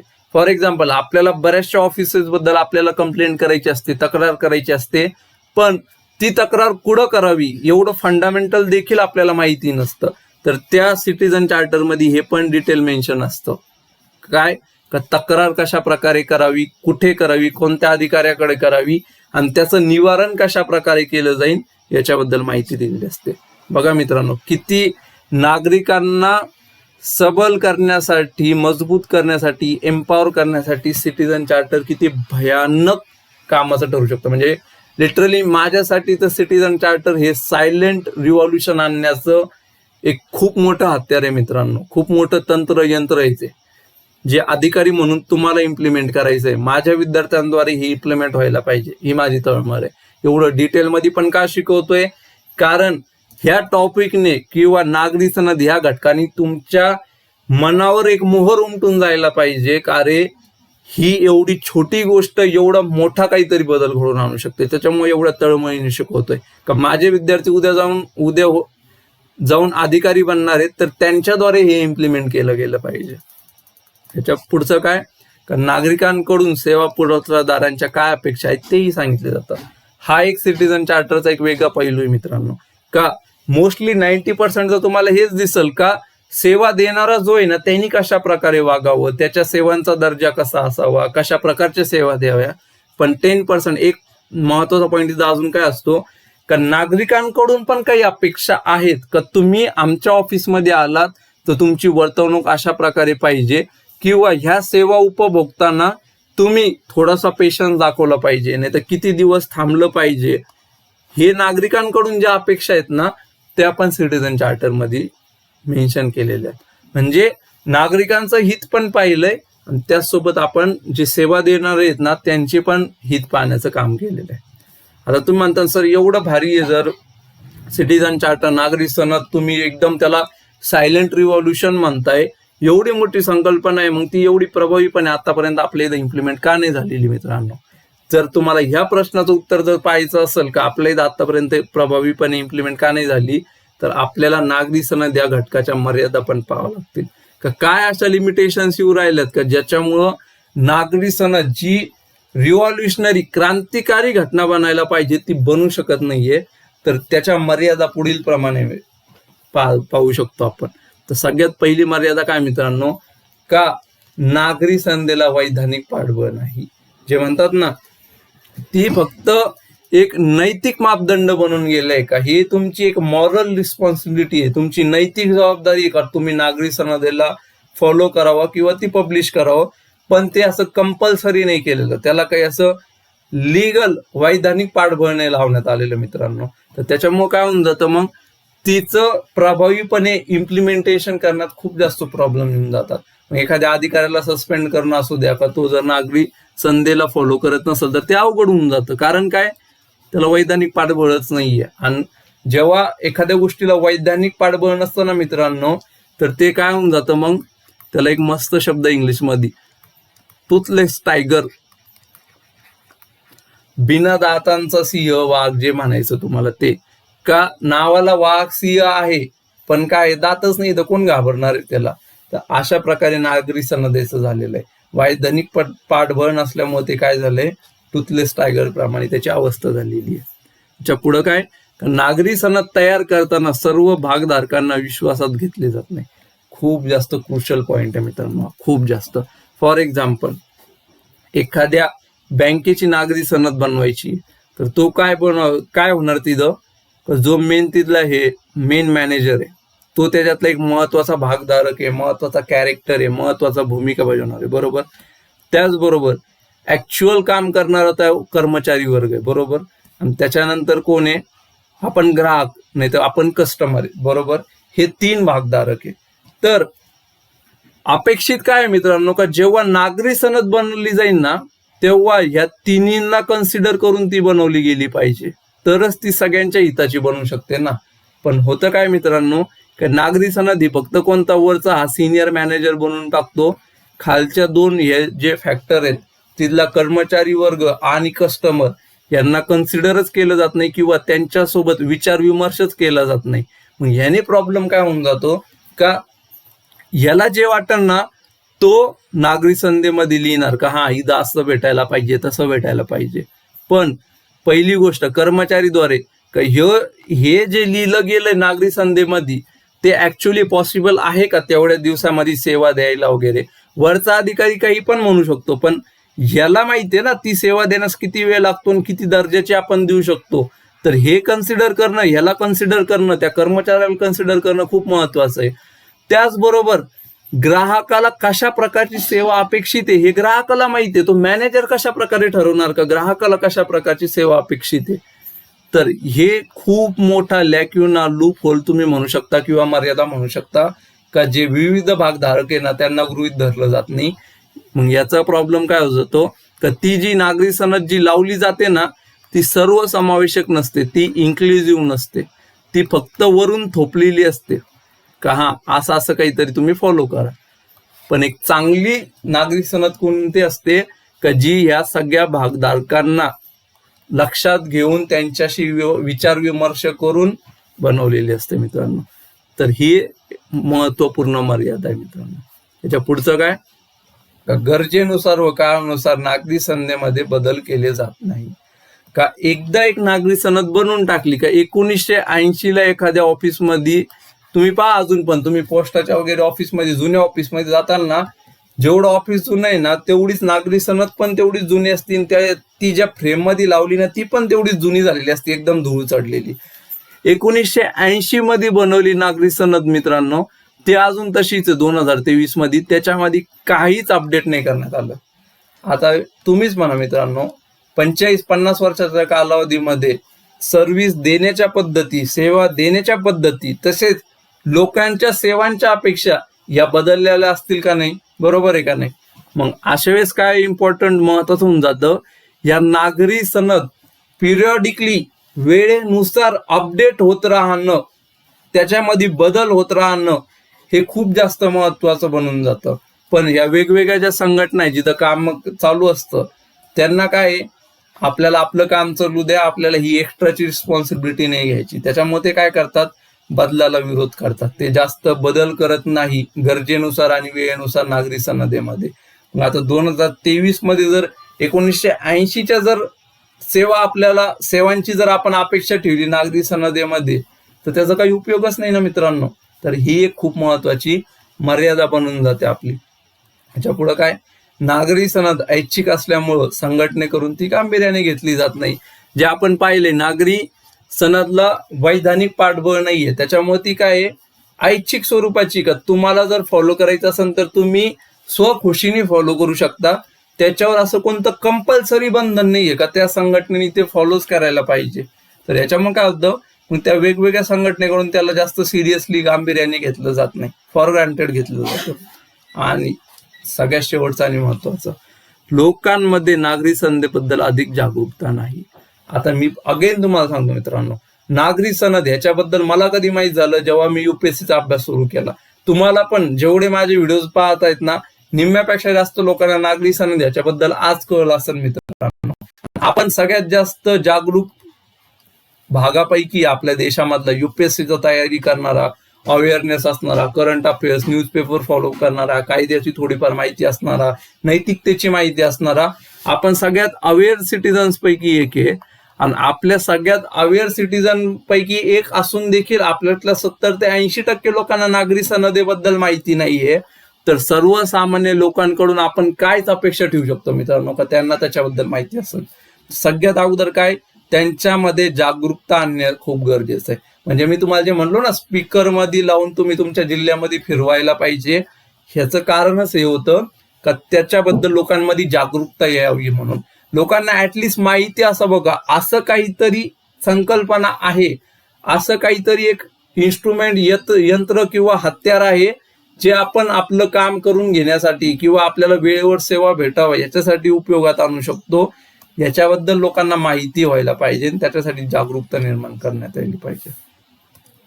तर हे आतापर्यंत आपण काय पाहिलं मर्यादा पाहिलं. जसं मी तुम्हाला म्हणलोय आपण इन डिटेल हा टॉपिक पाहणार, एकदम start to end to the point, काहीच विषय नाही राहणार. तर ह्याच्यामध्ये मग सुधारणा काय आपण ऍक्च्युअल कन्सेप्ट तर पाहिली, त्याचं महत्व पण पाहिलं, त्याच्या मर्यादा पण पाहिल्या आणि त्या मर्यादावर काय कार्य करायचं किंवा काय सुधारणा करायचं ते पण आपण इन डिटेल पाहणार आहोत. तर रिफॉर्म्स इन सिटीजन चार्टर असं पण क्वेश्चन विचारलेलं असेल तर तुम्ही जे साईड तुम्हाला स्क्रीनवर जे पॉइंट दिसत आहेत ना ते लिहून काढा, तुम्हाला आरामात तिथं मार्क भेटलेले असतील. तर सगळ्यात पहिली सुधारणा काय करायची ते तुम्ही पहा. पण तत्पूर्वी तुम्हाला अजून एक सांगतो का हे जे पाचीचे पॉइंट आहेत ना ते सेकंड ARC दुसऱ्या प्रशासकीय आयोगाचे पॉइंट्स आहेत. तर तुम्ही जेव्हा पण या सुधारणा आन्सर मध्ये लिहायला जाताल ना, तुम्ही तिथं मेन्शन करा की दुसऱ्या प्रशासकीय आयोगानुसार नागरी संहितेमध्ये खालील सुधारणा व्हायला हव्या, जेणेकरून तुमच्या आन्सरला जास्तीत जास्त ऑथेंटिसिटी, जास्तीत जास्त क्रेडिबिलिटी आणि विश्वासार्हता प्राप्त होऊन जाईल. तर सगळ्यात पहिला पॉईंट काय म्हणतो आपल्याला सेकंड ARC किंवा दुसरा प्रशासकीय आयोग, तो काय म्हणतो का नागरी समाज व कर्मचारी यांना नागरी सनद तयार करण्याच्या प्रक्रियेमध्ये सहभागी करून घेणं, जे मी तुम्हाला ऑलरेडी सांगितलंय, बरोबर आहे का नाही. आपण डिटेलमध्ये पाहिलंय का जेव्हा वेगवेगळे भागीदार, वेगवेगळे भागधारक जेव्हा त्या नागरी सनद बनवण्याच्या प्रक्रियेमध्ये जेव्हा सहभागी असतील ना, तेव्हाच ती नागरी सनद ही जास्तीत जास्त काय होऊ शकते, सर्वसमावेशक बनू शकते, इन्क्लुझिव्ह बनू शकते. आणि जेवढी जास्त सर्वसमावेशक असणार तेवढी जास्त सिटीजन सेंट्रिक आणि नागरिकांना सेवा प्रभावीपणे पुरवणारी बनणार ती. याचबरोबर दुसरं महत्वाचं रिकमेंडेशन काय दिलंय सेकंड ARC ने, का ठराविक काळाने सनदेमध्ये बदल करत राहणं. असं नाही का 1980 मध्ये एक सनद बनवली होती ना, आता 2040-50 जरी आला, 2030 देखील आला तरी ती सनद लावलेली नाही. मित्रांनो, वेळ काळ खूप वेगाने बदलतोय, टेक्नॉलॉजी खूप वेगाने बदलतीये, लोकांच्या गरजा खूप वेगाने बदलतायत, सेवा देण्याच्या पद्धती खूप वेगाने बदलतायत. तर त्याच प्रकारे आपली जी नागरी सनद आहे ना, तिच्यामध्ये पण बदल होणं खूप अपेक्षित आहे. मग तुम्ही एका वर्षाचा काहीतरी एक टाइम फ्रेम ठरवू शकता का दर 2 वर्षांनी नागरी संहितेमध्ये आपण बदल करू शकतो वगैरे, आणि त्या प्रकारे बदल करणं गरजेचं आहे. तिसरा महत्वाचा मुद्दा काय का जर नागरी संहितेमध्ये दिलेली वचनं पूर्ण झाली नाही तर संबंधित अधिकाऱ्यांना उत्तरदायी ठरवणे, याला काय म्हणतो आपण, उत्तरदायित्वाची भावना निर्माण करण्यासाठी महत्वपूर्ण मुद्दा म्हणून ठरवतो. त्याचबरोबर काय, ग्राहकांना अभिप्राय अनिवार्य देणं, फीडबॅक मेकॅनिझम. मित्रांनो, आपल्या सगळ्यांनी, बऱ्याच लोकांनी काय स्विगी, झोमॅटो खूप जास्त तुम्ही वापरत असतात, बरोबर आहे का नाही. संडेला रात्री तर वापरावंच लागतं, बाकी जास्त नाही वापरलं तरी. हा, पेठेमध्ये राहणाऱ्या लोकांना नाही गरज पडत एवढी, सदाशिव पेठेमधले, पण जे आउटसाइड एरियामध्ये राहतात, गोखलेनगर वगैरे, त्यांना भरपूर गरज पडते. तर अशा वेळेस तिथं काय करतो आपण, जर आपल्याला काय चांगल्या प्रकारचं जेवण भेटलं, त्या जेव्हा आपण झोमॅटोवरून स्विगीवरून मागवलं आणि सर्व्हिस आपल्याला चांगली भेटली, तर आपण काय करणार, तिथं मस्तपैकी काय देणार, 5 स्टार देणार, बरोबर, मस्त फीडबॅक लिहिणार तिथं. आणि ज्या दिवशी आपल्याला तिथं चांगली फूड डिलिव्हरी नाही झालं, जेवण भंगार मिळालं, तर आपण त्यांची बँड वाजवून ठेवणार, आपण अर्धा स्टार पण देत नाही, बरोबर आहे का नाही. मग आणि तिथं आपण फीडबॅक पण खूप खराब लिहितो का, जेणेकरून मग बाकी कस्टमर जर कोणी त्या रेस्टॉरंट मधून काही मागवत असेल तर ते फीडबॅक वाचून काय करणार, ते मागवणार नाही. आणि त्याचबरोबर त्या रेस्टॉरंट वाल्यांना पण बऱ्यापैकी इनपुट्स भेटतोय का, रे मी याला हे आयटम पाठवला होता, याच्यामध्ये हा प्रॉब्लेम झाला, आता मला त्याच्यावर काहीतरी सुधारणा करायला पाहिजे. तर संघटनेला सुधारणा करण्यासाठी अभिप्राय मिळणं खूप महत्वाचं आहे. जर फीडबॅकच भेटत नसेल तर संघटनामध्ये सुधारणा कसं करणार. जर संघटनेला कळतच नसेल का आपल्यामधील कमतरता काय, आपल्यामध्ये चुकतंय काय, तर सुधारणा कशा प्रकारे होणार. तर ह्याच्यासाठी अभिप्राय मिळणं खूप महत्वाचं आहे. तर ग्राहकांचा अभिप्राय हा अनिवार्य करणं, असं आपल्याला दुसरा प्रशासकीय आयोग म्हणतो. महत्वाचा मुद्दा काय, विशिष्ट संघटनेनुसार व सेवेनुसार नागरी संधीची निर्मिती करणं. मी तुम्हाला ऑलरेडी म्हणलं का one size fit for all हा अप्रोच खूप चुकीचा आहे. तर त्या संघटनेचं कामाचं स्वरूप कसं आहे, तिथं कर्मचारी वर्ग कसा आहे, त्या संघटना जी सेवा देते त्याचं स्वरूप कसं आहे, त्याला लक्षात घेऊन त्या संघटनेनुसार त्या विशिष्ट संघटनेसाठी नागरी सनद बनावी, स्पेसिफिक त्या संघटनेला लागू होणारी नागरी सनद असायला हवी. आणि त्याचबरोबर सगळ्यात महत्वाचा शेवटचा पॉईंट तुम्ही काय देऊ शकता का, नागरी सनदेला वैधानिक पाठबळ देणे. हा तुम्ही कंक्लुजन मध्ये पॉइंट टाकू शकता का, नागरी सनदेला अधिक प्रभावी बनवण्यासाठी आपल्याला काय करावं लागेल, नागरी सनदेला वैधानिक पाठबळ द्यावं लागेल, त्याच्यासाठी संबंधित कायदा पारित करून घ्यावा लागेल, बरोबर. तर आय थिंक इथपर्यंत तुम्हाला code of ethics, code of conduct, citizen charter लक्षात आला असेल. आता आपण वर्क कल्चर, कार्यसंस्कृती हा पॉइंट पाहणार आहोत. पण तत्पूर्वी 1 मिनिटाचा छोटासा ब्रेक घेऊया.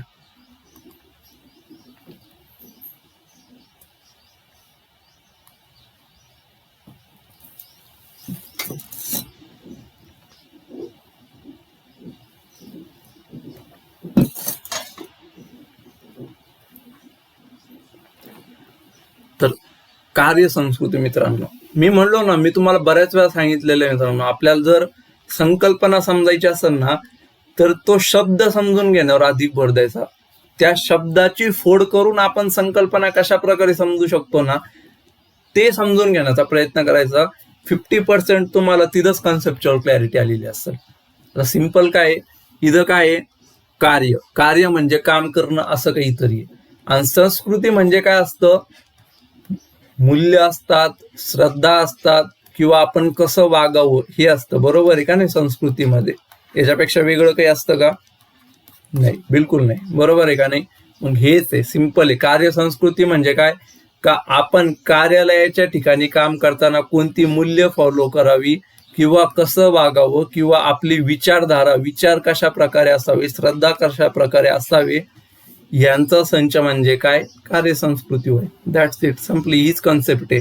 ऑफिशियल तुम्हाला डेफिनेशन देतो, पण समजून घेण्यासाठी तुम्ही नावातच समजून घ्या का एका कार्यालयामध्ये चांगल्या प्रकारे काम होण्यासाठी कशा प्रकारे संस्कृती असावी, कशा प्रकारे मूल्य, विचार, वर्तणूक असावी, यांचा संच म्हणजे काय, कार्यसंस्कृती.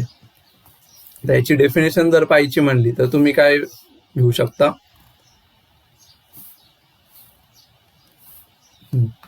तर कार्यसंस्कृती म्हणजे काय, संघटनेमध्ये कामासाठी वापरल्या जाणारे ठराविक मूल्य, श्रद्धा, नियम व वर्तणूक यांचा संचय होय. ऑलरेडी मी तुम्हाला सिंपल लँग्वेजमध्ये एकदम म्हणजे ग्राउंड लेवलवर जाऊन त्याची डेफिनेशन समजून सांगितलेली आहे. पेपरमध्ये तुम्ही रेडीमेड अशा प्रकारे त्याची डेफिनेशन लिहू शकता. तर आता कार्यसंस्कृती म्हणजे काय, का एखाद्या ठिकाणावर, एखाद्या ऑफिसमध्ये, एखाद्या कार्यालयामध्ये, मग ते सार्वजनिक गव्हर्नमेंट ऑफिस असू द्या किंवा ते खासगी प्रायव्हेट ऑफिस असू द्या, तिथं कामाचं वातावरण कशा प्रकारे असणार आहे ना, ती म्हणजे कार्यसंस्कृती असते. तर मग त्याच्यामध्ये काय वेगवेगळे प्रकार आहे माहिती आहे का कार्यसंस्कृतीचे. एक म्हणजे कोणतं, खराब किंवा वाईट कार्यसंस्कृती, नाही तर ह्यालाच आपण काय म्हणू, कमकुवत कार्यसंस्कृती. आणि दुसरी काय आहे, दुसरी आहे सदृढ कार्यसंस्कृती. आता तुम्हाला पण माहिती आहे, जर विचारलं का कमकुवत आणि सदृढ मध्ये काय, तर ऑफकोर्स कुणी पण म्हणन का कार्यालयाच्या ठिकाणी काय पाहिजे, सदृढ कार्यसंस्कृती पाहिजे. जर कमकुवत कार्यसंस्कृती असली, बरोबर, तर तिथं काय प्रभावीपणे काम होऊ शकत नाही. बरोबर आहे का नाही? प्रभावीपणे काम होणार नाही. गव्हर्नमेंटच्या ज्या स्कीम्स आहेत त्या लोकांपर्यंत पोहोचणार नाही. तसंच जे टीम वर्क व्हायला पाहिजे, जर तिथलं वर्क कल्चरच चांगलं नसेल, तर टीम वर्क, जी संघ भावना पाहिजे, नाही तर सगळ्यांनी एकत्र मिळून काम करायला पाहिजे, ते व्यवस्थित होणार नाही. तर त्याच्यामुळं आपल्याला नेहमी ही सदृढ हेल्दी वर्क कल्चर निर्माण करण्यावर भर द्यायचा आहे. तर तुम्ही जेव्हा IAS म्हणून काम करताना मित्रांनो, तर तुम्ही नेहमी कशावर भर द्या, तुमचं कार्यालयाचं जी कार्यसंस्कृती आहे ती स्ट्रॉंग पाहिजे. कारण तुम्ही एकटे लिमिटेड काम करू शकता मित्रांनो, तुम्हाला तुमच्या टीमची, तुमच्या कार्यालयातल्या सहकार्यांची खूप गरज पडणार आहे. तर अशा प्रकारे त्यांना विश्वासात घेऊन जर आपण कार्य करायला गेलो ना, तर आपण जे पण कार्य करतोय ते खूप प्रभावीपणे इम्प्लिमेंट करू शकतो. दुसरं, आता सुदृढ कार्यसंस्कृती हवी, हे तर आपल्याला कळून चुकलंय का आपल्याला सदृढ प्रकारची कार्यसंस्कृती पाहिजे.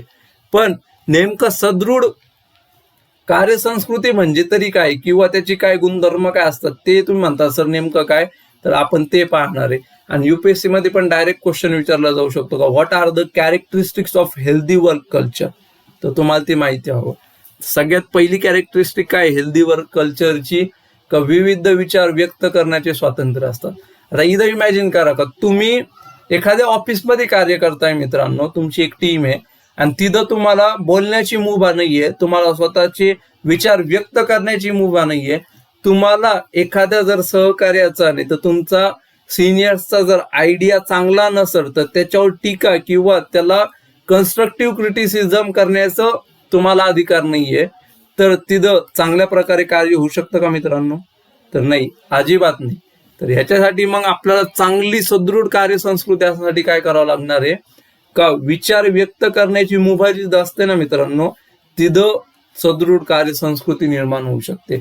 सुदृढ कार्यसंस्कृतीचं ते एक महत्वाचं लक्षण आहे. ते याच्यात पुढचं दुसरं महत्वाचं लक्षण काय आहे, सुदृढ कार्यसंस्कृतीचं महत्वाचा गुणधर्म काय आहे, कर्मचाऱ्यांना सन्मानाने वागवणं. मित्रांनो, बेस्ट एक्झाम्पल तुम्हाला देतो याचं, पण तुम्ही हिस्टॉरिक एक्झाम्पल्स पहा, कधी पण किती पण पहा, जिथं कर्मचाऱ्यांना चांगली वागणूक भेटते ना मित्रांनो, तीच तुम्हाला कंपनी सक्सेसफुल झाली दिसते.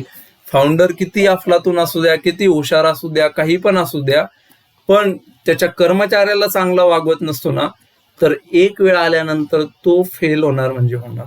कारण फाउंडरचं व्हिजन असतं मित्रांनो, पण त्या व्हिजनचं ओझं उचलणारे जे खांदे असतात ना मित्रांनो, ते कर्मचाऱ्यांचे असतात.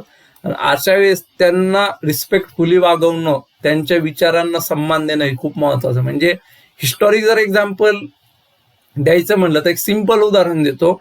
कदाचित आपल्या मुद्द्याला थोडं हटून असेल, ते आपल्या मुद्द्याला जास्त रिलेव्हंट नसेल, पण छत्रपती शिवाजी महाराजांचं उदाहरण बेस्ट एक्झाम्पल आहे एक सुदृढ कार्यसंस्कृतीचं, एक हेल्दी वर्क कल्चरचं.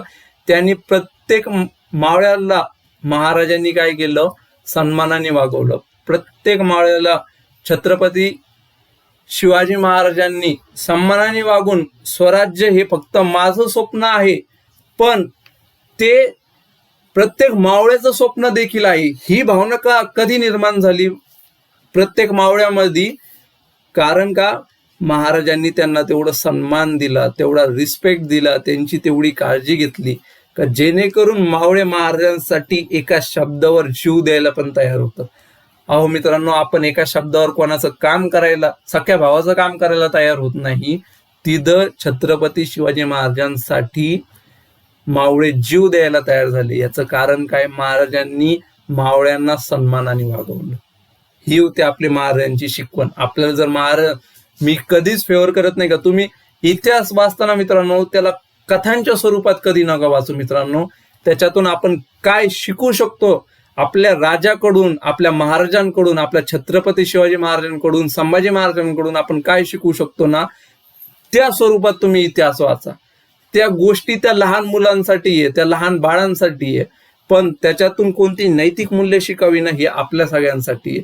आणि छत्रपती शिवाजी महाराजांचं जीवन जर पाहायचं गेलं तर त्याच्यातून आपण अफलातून, म्हणजे एका जीवनात आपण त्यांच्याकडून शिकू शकतो का नाही, एवढ्या गोष्टी महाराजांकडून आपल्याला शिकण्यासारख्या. तर सगळ्यात मेन गोष्ट तुम्ही काय शिकू शकता का, आपल्या कर्मचाऱ्यांना सन्मानाने वागवणं. लेटेस्ट याचं एक्झाम्पल द्यायचं म्हणलं ना, टाटाचं एक एक्झाम्पल खूप छान आहे मित्रांनो.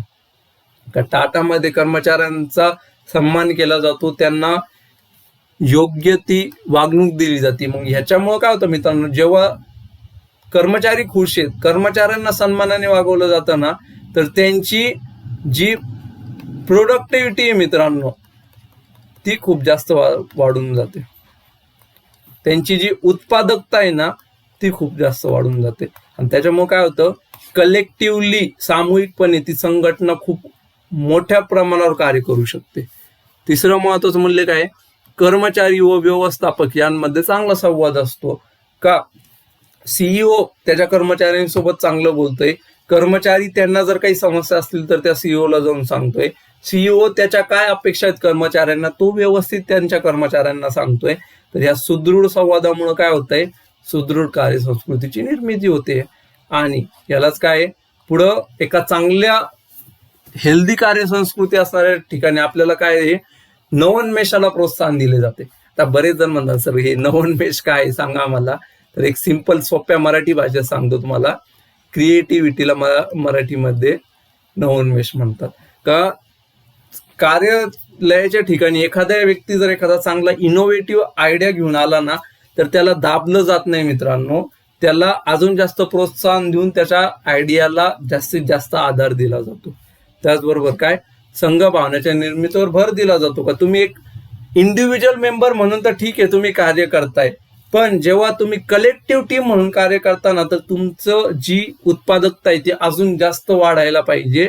ज्याच्यासाठी संघ भावना निर्मितीवर भर देणं महत्वाचं आहे. आणि कर्मचाऱ्यांच्या तक्रारींचे व्यवस्थित निवारण करणे. जर कर्मचाऱ्यांना सन्मानाने वागवायचं असेल, त्यांना त्यांचं जर हित साध्य करायचं असेल, तर त्यांच्या तक्रारी ऐकून घेणं आणि त्याच्यावर प्रभावी निवारण उपाययोजना करणं हे गरजेचं आहे. तर हे मी तुम्हाला सदृढ जी कार्यसंस्कृती त्याचे गुणधर्म तर सांगितलीच का. सदृढ कार्यसंस्कृती अशा प्रकारे असते. पण युपीएससी मध्ये तुम्हाला बऱ्याच वेळा असं पण विचारलं जाऊ शकतं का सदृढ कार्यसंस्कृती तुम्ही तुमच्या कार्यालयामध्ये कशी निर्माण करताल.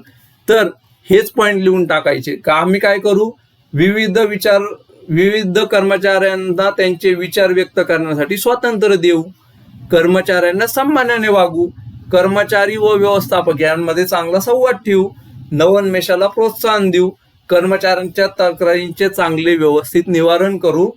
ह्या सगळ्या कृतींमुळे आमच्या कार्यालयाच्या ठिकाणी सुदृढ कार्यसंस्कृती निर्माण होण्यास मदत होईल. झालं तुमचं उत्तर. गुणधर्म पण तेच आहेत आणि निर्माण कशी करावी ती अपेक्षा किंवा ते पॉइंट्स पण तेच आहेत. अशा प्रकारे तुम्ही ते स्मार्टली पॉइंट सुद्धा लिहून टाकायचे. आता हे टॉपिक खूप महत्वाचं आहे. हे जे मी एवढं शिकवलंय ना, हे तुम्हाला घटना अभ्यासामध्ये खूप जास्त येणार आहे.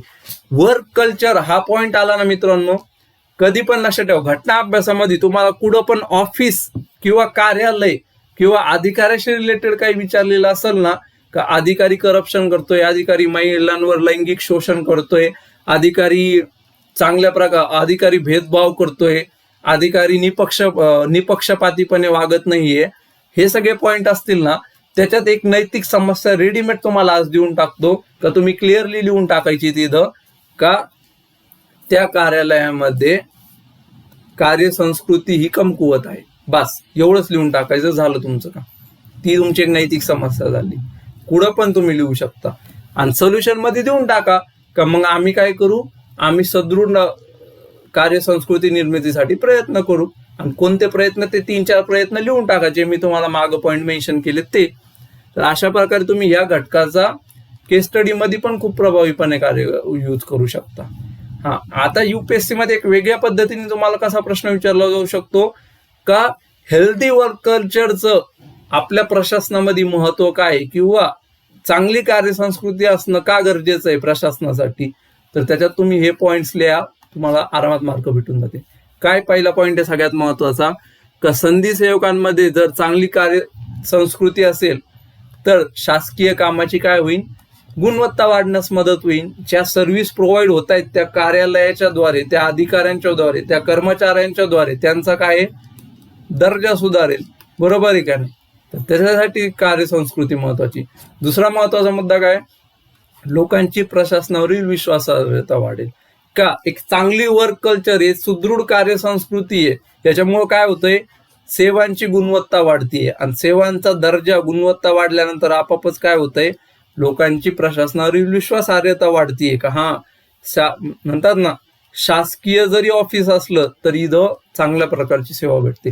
म्हणजे आता कसा समज आहे मित्रांनो, तर जे शासकीय सेवा आहेत त्या एकदम खराब, एकदम निम्न दर्जाच्या आणि खासगी सेवा ज्या उच्च दर्जाच्या. बरोबर आहे का नाही. तुम्ही खासगी रुग्णालयामध्ये जा, तुम्ही शासकीय गव्हर्नमेंट हॉस्पिटलमध्ये जा, तुम्हाला फरक दिसेल मित्रांनो.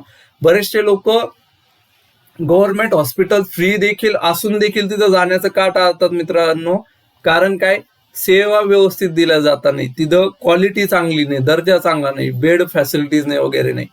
पण याचऐवजी जर एखाद्या जिल्हाधिकाऱ्यांनी मनावर घेतलं का माझ्या जिल्ह्यामधील जेवढे पण गव्हर्नमेंट हॉस्पिटल आहे ते चांगल्या प्रकारे कार्यरत हवे आणि त्यांनी त्याचा दर्जा जर तिथल्या सेवांचा जर चांगला केला तर लोकांमधली विश्वासार्हता वाढणार नाही का त्या गव्हर्नमेंट हॉस्पिटलबद्दल, त्या शासकीय रुग्णालयाबद्दल. तर सेम तेच आहे. मग क्रेडिबिलिटी वाढण्यासाठी महत्वाचं ठरतं काय, सुदृढ कार्यसंस्कृती. त्याचबरोबर काय, भ्रष्टाचार कमी करण्यासाठी चांगल्या कार्यसंस्कृतीचा उपयोग होतो.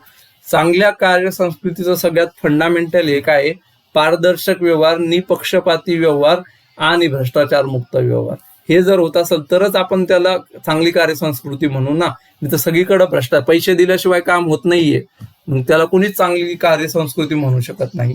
तर भ्रष्टाचार कमी करण्यासाठी स्ट्रॉंग वर्क कल्चर असेल. फॉर एक्झाम्पल, जर 10 जण काम करतायत आणि तिथले 9 जण ऑलरेडी हे करप्शन न करणारे लोक आहेत, तर दहावा जो येईन याच्यामध्ये तो किती करप्ट असला तरी त्याला ह्यांच्या पियर प्रेशरमध्ये, ह्यांच्या प्रेशरमध्ये याला पण काय होणार, भ्रष्टाचार करता येणार नाही. अशा प्रकारे होतं जेव्हा सुदृढ कार्यसंस्कृती असते.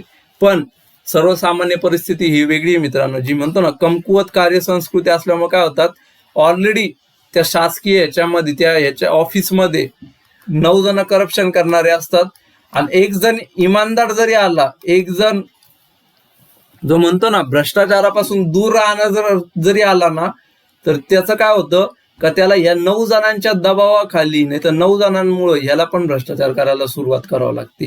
ते म्हणतात ना साखळीमध्ये यांचा व्यत्यय येतो, मग ह्याला त्रास व्हायला सुरू होतो या अधिकाऱ्याला, तर मग याला पण भ्रष्टाचार करावा लागतो. तसंच कार्यसंस्कृती सुशासन गुड गव्हर्नन्स प्रस्थापित करण्यासाठी महत्वपूर्ण ठरते. आणि सगळ्यात शेवटचा महत्वाचा पॉईंट, शेवटच्या व्यक्तीपर्यंत सेवा प्रदान करण्यासाठी सुदृढ कार्यसंस्कृती महत्वपूर्ण भूमिका बजावते.